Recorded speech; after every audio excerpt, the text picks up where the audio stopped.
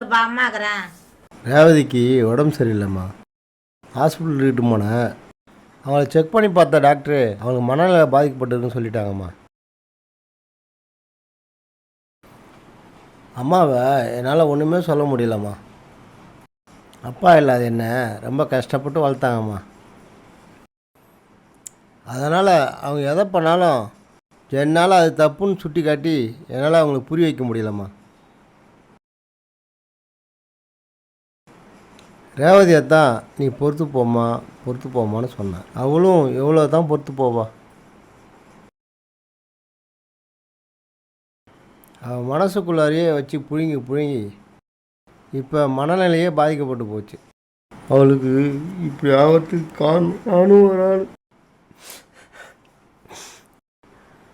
வேலைன்னு அவளை விட்டு நான் இடையவே இருந்துட்டேன்.